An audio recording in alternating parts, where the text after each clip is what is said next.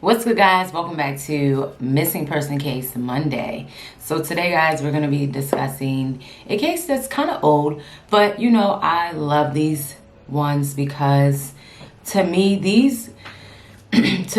unsolved missing person cases have not necessarily more information, but I don't know, they're a little bit more dear to me because we tend to forget about these cases, and I think it's so important that we continue to keep their names alive.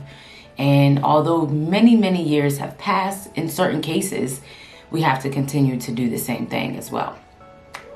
So today we're going to be discussing 19-year-old Tara Calico.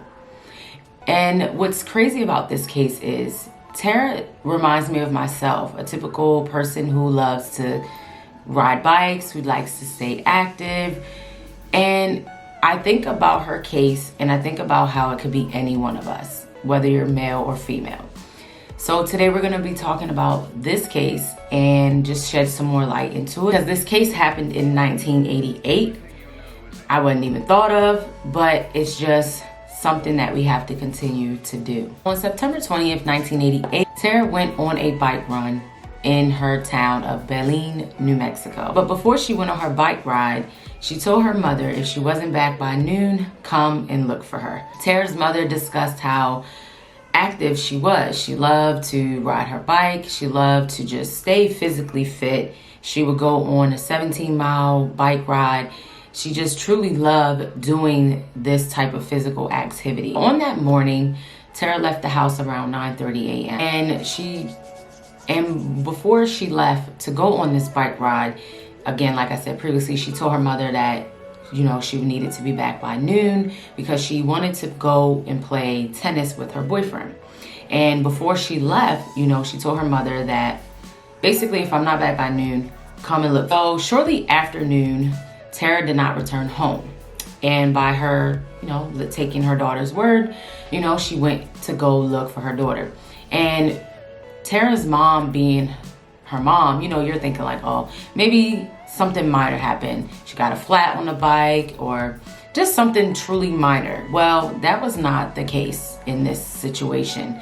When Tara's mother went her normal route that Tara always took, she did not see any sighting of her daughter. So in this moment, her mother begins to panic. She calls her boyfriend, and that's when they begin to call the police. So after that, all the family, friends, boyfriends, they get together and they go to search for Tara. According to investigators, when it came to this search of finding Tara, they believed it was a possible sign of a struggle. They did see bike prints, of course, riding through.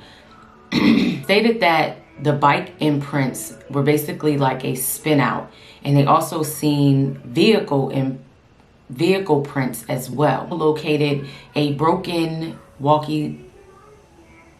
They also found her yellow Walkman that Tara would always bring with her, and this was broken, like it was smashed up. The search also brought up a cassette tape that was also belonging to Tara, according to Tara's mother. Multiple witnesses came forward stating that they seen a Ford pickup truck on the tail of Tara while she was on her bike.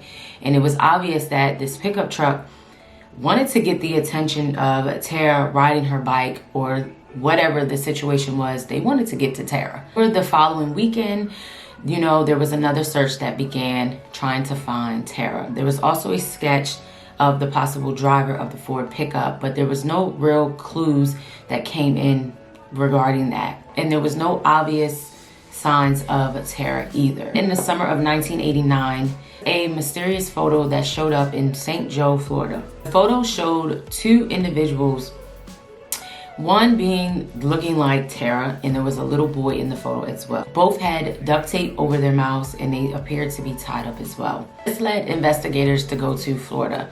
Numerous tips were pouring in, and then the mother of the young boy who they thought was on the photo came forward stating that that may be their son. It later came out that their son remains were found in New Mexico due to the possible, and that he died from exposure. The FBI basically analyzed this photo, and they came back and said that this was not Tara on the photo. But many others disagreed.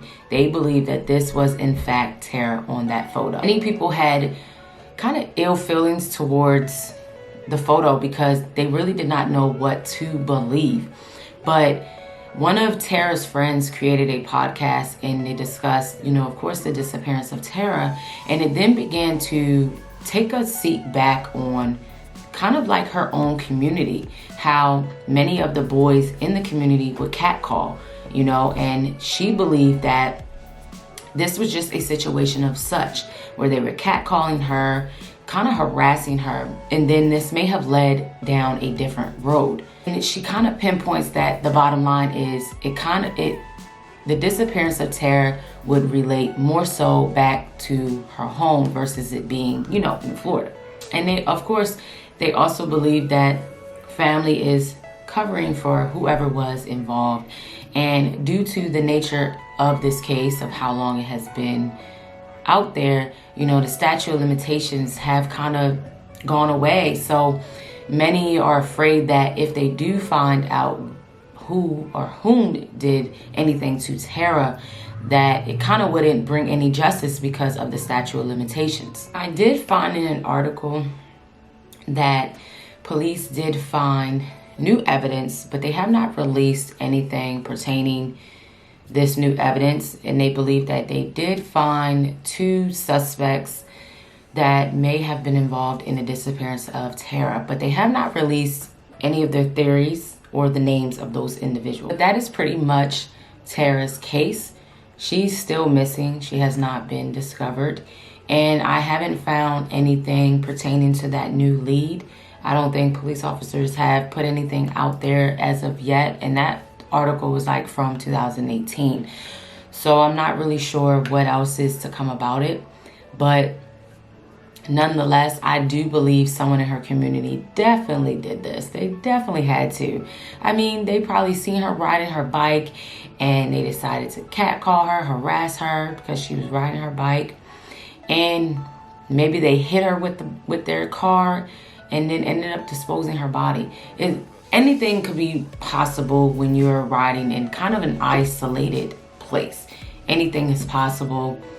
Unless I do hope that they do get some type of information, because it's been since 1988, like seriously. But again, that's why it's so important that we discuss these cases and we continue to keep their names alive, because you just never know, although a case can be extremely old. So guys, until the next video, I will see you.